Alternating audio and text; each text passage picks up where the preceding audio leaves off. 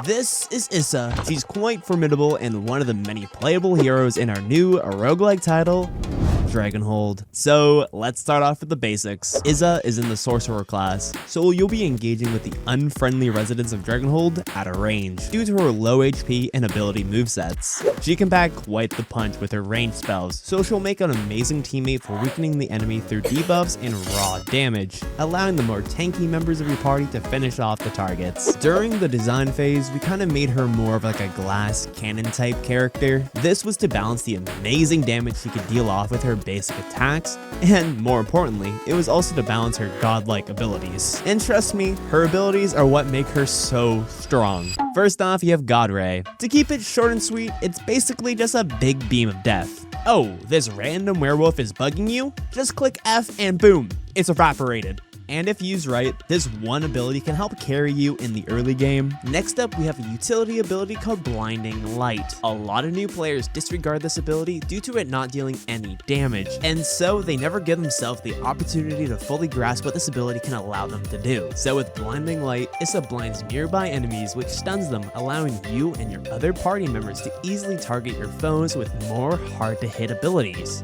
And then if you're dealing with a massive horde, maybe consider using Meteor Storm, which will rain hellfire upon any evildoers. And my personal favorite, which helps counter Issa's biggest weakness, her health, is an ability called Barrier. If you find yourself in any situation that doesn't look good, this will be your get out of free jail card. It grants a player a force field for a period of time, and it might just save your run. Just remember, it doesn't last forever. And that's not even half, or even a quarter of the abilities that Issa has access to.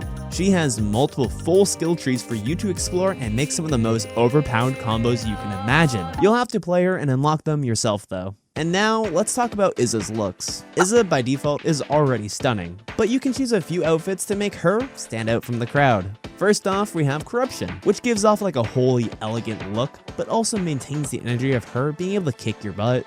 Then we have the default skin. You won't stand out from the other Issas, but you'll still look pretty darn cool. And finally, my personal favorite, Free Soul, which is a more primal take on Issa, and it's become my go-to skin when playing her. And our designers have made so many more skins of her.